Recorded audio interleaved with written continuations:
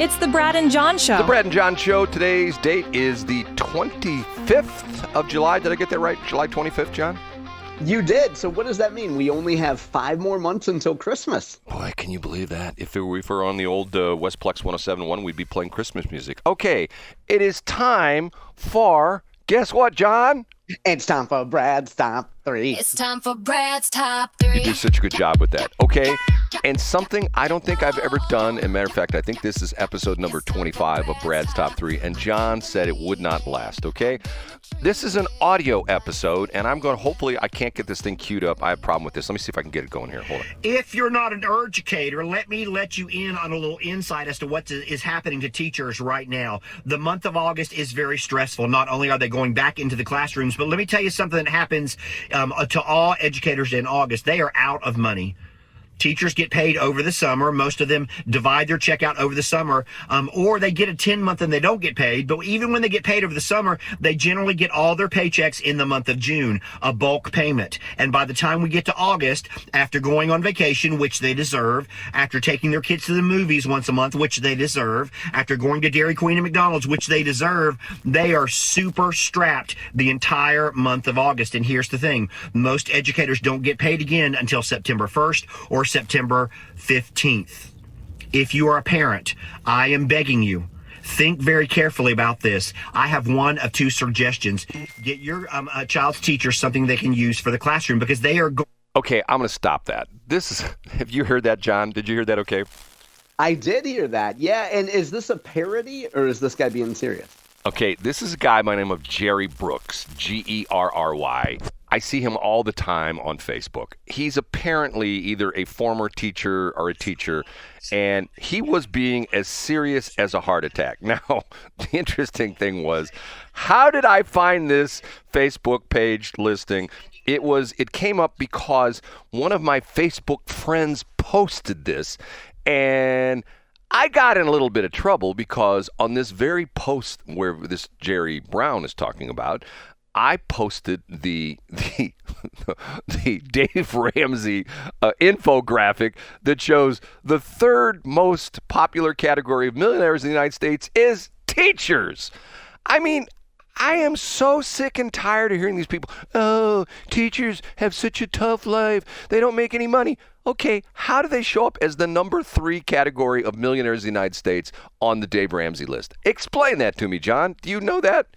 Yeah, I think I do, because I think now, today, it's probably more expensive to get a degree to be a teacher. Brad, by your own admission, and we don't need to rehash this because we've done it several times, but you went in to see if you could be a substitute teacher. You were told that you needed a very specific degree to do it, or very specific training.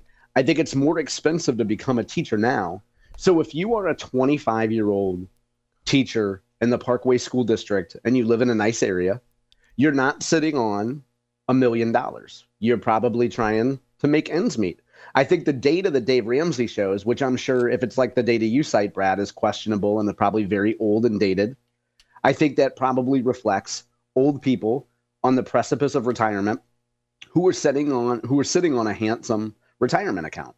I would say that to confuse the number of millionaires who are teachers versus the typical 24 or 28-year-old who's in your neighborhood classroom is wildly incorrect. Okay, John, I see. Yeah, and it feels good to say teachers are overpaid, and it feels good to say, look at this Dave Ramsey study from 10 years ago. A lot of teachers are millionaires. And I think if you're 60 years old and you're not a millionaire, I don't know what you've done with your life and your money. John, I mean, the interesting part of this is I don't think because you're talking about the fact that young people, let's say somebody who's right out of college who's 23, 24, 25, started teaching, they're not making a lot of money. The same thing happened back in the day when you and I were in school and our teachers were there. And did they take on a ton of debt to become a teacher? Well, back in the day they did. I mean, it's all relative, John. I mean, Okay, and maybe they did. I would say that it's probably more expensive, Brad. You've banged on and on weekly on the show of how expensive and overpriced and irrelevant higher education is. And you have said that it's more expensive, which is true, to go and get a college degree today, controlled for inflation, than it was 30 years ago. It's way more expensive. So if young people are taking on more debt to become teachers now, I would just push back on the idea that teachers are rolling in cash. Well, John, I mean, look, everything's more expensive. I can remember my dad bought a new Buick. My parents always drove Buicks. I can remember my dad bought a new Buick in 1970 Buick LeSabre. He paid $5,000 for that car. I think to myself, $5,000? Oh, my God, that's so much money. I told you this. I think I mentioned this last week. What's the lowest price you would pay for an entry-level truck, Brad? Well, nowadays it's you can't you like if you go to like a Toyota Tacoma or like a Nissan what is it I don't know if it's the Rogue or I can't remember what the Rogue Nissan or is. Versa or something like that. They're $35,000, and I read this and I heard this just last week that the average new car price in the United States is $49,000. So that's insane. So what is Jerry Brooks? Is he suggesting we buy Starbucks gift cards or Target gift cards for our teacher? What's his call to action? That's what he's saying. Take care of them, and not only that, his whole pitch is, do you realize that the teachers spend so much of their money to get their classrooms ready? And I'm thinking, okay, come on. I mean, look, I this is one of these things. It just drives me nuts. It's to the point where the point I make is like a teacher in their first year of college, once morning wakes up and their first year of teaching, one morning wakes up and goes, oh my God, when I started college, teachers were making $200,000 a year, and now we're not. We're only making $32,000 a year. And I'm going like, guess what? It's always been that way. I mean, there's certain professions that if you decide, I mean, like, how many times do you hear stories about all these actresses and actors who essentially go to Hollywood or go to New York and end up waiting tables for 10 years? Guess what? Because you show up in New York and Hollywood and you're attractive and you can act and you're well-spoken and you're fun to be with, that doesn't mean you're going to be like the next Arnold Schwarzenegger or the next, one of the cast members of Friends and has residual income from the reruns for the rest of your life. It's just luck. There's certain things in this life that it comes down to being the right place, the right time, and unfortunately, most people end up in the wrong place at the right time. Get what I'm saying, John? That's a feel-good message for Friday, Brad. You know what? I didn't do my number 3 thing. I'll do my number 2 thing. Okay, here we go. It's time for Brad's number 2. It's time for Brad's number 2. Okay, my number 2, I'm going to do a 2A and a 2B. The 2B is Paul Brown. You know who Paul Brown is? Is he the guy from St. Charles County, Paul Brown? Well, Paul Brown he was a Channel 4 news guy. He was on the air, and then he was also a KMOX guy. Yeah, I know Paul Brown. Yeah, he was involved in Republican stuff for a while, too. Right. Well, now, apparently, he's a teacher, ironically, in the Orchard Farm School District. And, nice. Very good for Paul. And he's putting out videos proclaiming the fact that the new 107.1, which is now the sister...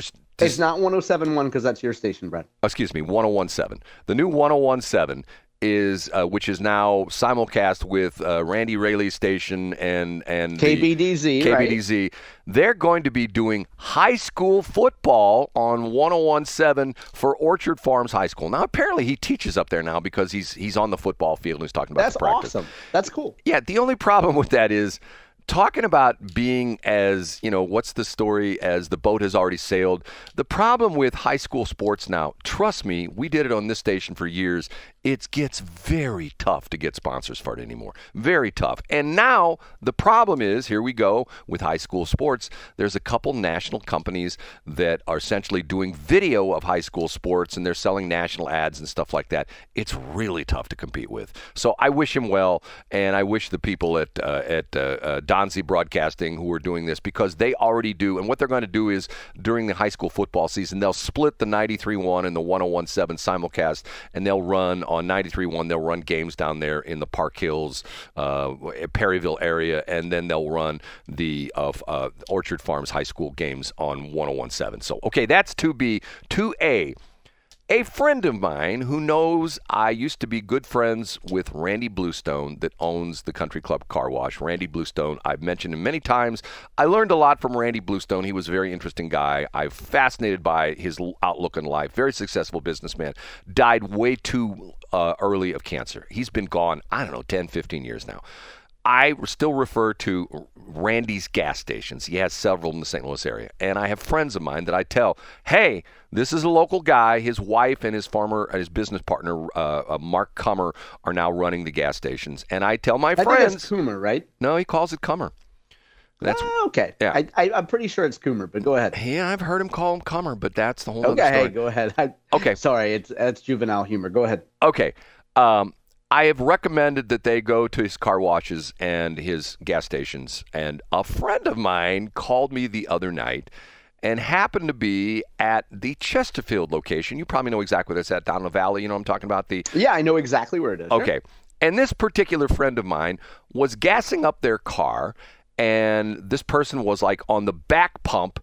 You know, they have, a front and back pump, and this person was on the back pump, and a guy in front of her car was on the front pump, and all of a sudden, a car pulls in front of him on its way into the car wash, and the guy lets loose with a profanity-laden tirade against this person driving into the car wash. Do you know why, John? You know what? Did they have a bumper sticker they didn't like, or was it a Tesla? It was a Tesla Cybertruck. Oh, good grief. And she said the guy went from 0 to nutcase in like 2 seconds and was cussing this guy out, F-bombing him, and saying things like, hey, I hope you take your car into the car wash and it shorts out, stuff. And I'm going like, okay, there was a time not too long ago when shall we call them the liberal people were like, oh my God, that Elon Musk, he's such a wonderful guy. He was their hero, Brad. Right, he was their green hero. Right. He's putting these electric cars on the road and he's saving. We're not burning any fossil fuel, although we are in St. Louis because most of the electricity in the St. Louis area comes from coal, but that's what you're putting in your gas tank. And she said it was uncomfortable for her as a woman because she thought there was going to be a throwdown right there. But and not only that, and I said to her, well, the guy driving or the person driving the Cybertruck, was it a man and a woman?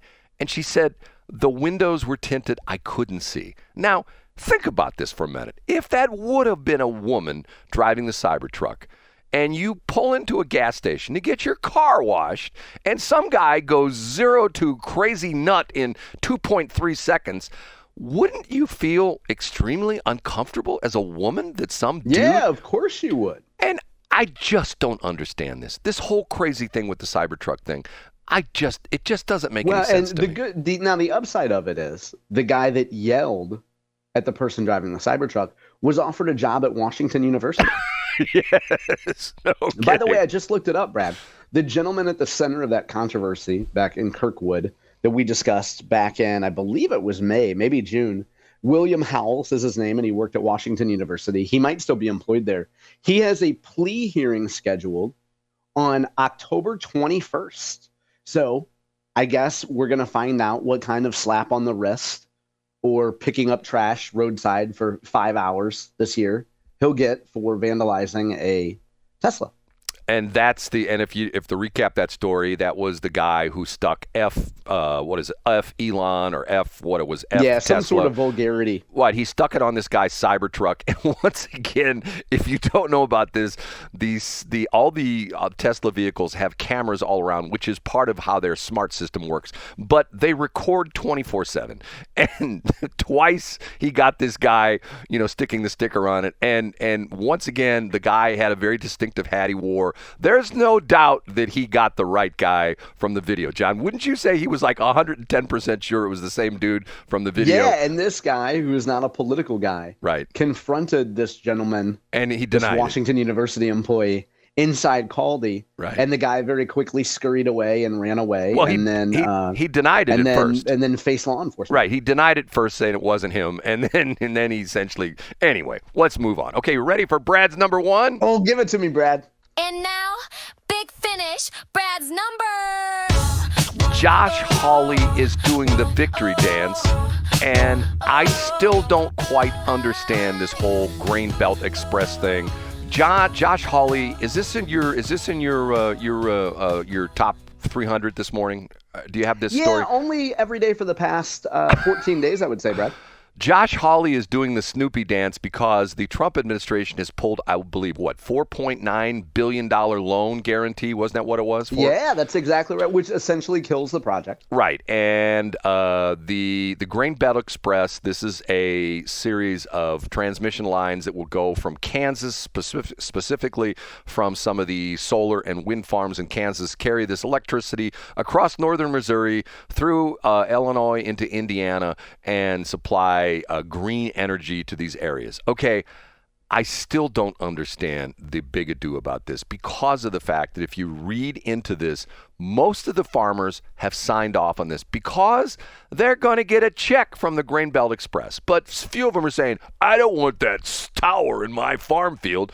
And once again, drive down Augusta Bottom Road. Drive down in any area, a transmission tower for, if you go like down in the Labadie area or in the St. Charles County area, you see all these transmission lines coming out of the Labadie area because that's where the power plant is down there. And if you go down Augusta Bottom Road, there's several of them that cross through Farmers Field. And maybe that transmission tower takes maybe 100 square feet. 10 by 10. Yeah, and Brad, your point is you've called farmers who dislike the Grainbelt Express. The exact term you used was Jim Bob Butthead Farmer. Did I say that? Jim Bob Butthead Farmer? That's the exact verbatim quote. Now, Brad, I won't tell you who texted me this because if I told you who this person was, you would freak out and say, oh, we got to get him on the show. Can we call him? Let's call him. Do you know that I'm running a 24/7? You can go to 247day.com and buy ads. Ooh, let's have him on and talk about this. You would freak out if you knew who texted me this. But after you talked about Jim Bob Butthead Farmer, this name that's familiar to you and others said, Brad and I could agree on his 10 times deal for land. Maybe a hybrid law where eminent domain pays 1.5 fair market value for a public need, like a new road, and eminent domain for private companies with a public benefit, like the Grainbelt Express, pays 10 times fair market value. So in other words, Brad, you have posited that if government comes in and takes land for eminent domain, they should pay 10 times the fair market value. Yes, they should. So go ahead, Brad. Well, they should, especially if it's like a business, because of the fact that, like, let's say, let's do business 101. You're a financial guy. Let's say a business is throwing off 100,000 positive cash flow a year, and it's got a building. As a matter of fact, the exact same thing they're trying to do down in Brentwood. Where they're trying to take that land from those people. They've run businesses there for years. Their businesses have paid off. The city wants to come in and say, hey, your business is worth $150,000. Here's $150,000, and you go, well, the land's worth $150,000, but the business throws off positive cash flow of $100, $150, $200,000 which is a year. worth, in any economy, that's worth a ton of money. Yes, and that's positive cash flow is everything. Exactly. That's the basis. Matter of fact, if you're a business person, that's what it's all about. Positive and that's cash how you flow. go and you get more financing and you get more loans, and you're able to take some of that money and give it to KFUO for the legal fees against some maniac, right? Who says that the null is not correct. Right. You know what I'm saying, Brad? Yeah, but see, the thing I'm trying to get you off topic because it's 7:43. What's frustrating about this is that I think this transmission line, and these guys, I have no business dealings with the Grainbelt Express guy. Don't even know who the people are involved and things like that. The problem we have, we as Americans, we're speaking out of both sides of our mouth at the same time. On one What's hand, a good acronym for people who don't like virtually everything and who don't want things in their backyard? NIMBYs. And what's the other group, Brad? If Caves. you were to form a group that was against virtually everything, what would you call them? Citizens against virtually everything. On one hand, the story is all the time, oh, we have this old transmission line system, and things are not good, and they haven't upgraded the transmission line system, and the grid hasn't been upgraded in years and years and years. And here's a private company that's trying to put in a new transmission line, and Josh Hawley is on their case and now doing the Snoopy dance because they're probably not going to build this transmission line. I don't, and I will say the reason why, because the reason why Josh Hawley is that, Brad? Because it's got it's got green energy in it. It's got windmills and it's got solar farms. And we don't want that green energy. We want the brown energy. We want Brad, the black energy. Was this message written by your Ameren lobbyist friend? No. Did he send you these talking points, Brad? John, I'm not. See, the crazy thing about this is in our society nowadays, all of us have to take a step back and look at things for the greater good. We really do. We have to take a look at things for the greater good. I talk about all the time the city of St. Louis. What should they do for the greater good? Hire 3 times as many police officers as they have right now. That would be for the greater good. Okay? Remember we talked about this last week when Tim Fitch came up with the idea that legally it's possible for the city of St. Louis to hire St. Louis County and Metro East police officers to come in and work overtime in the city to help combat the crime. Has that happened? No.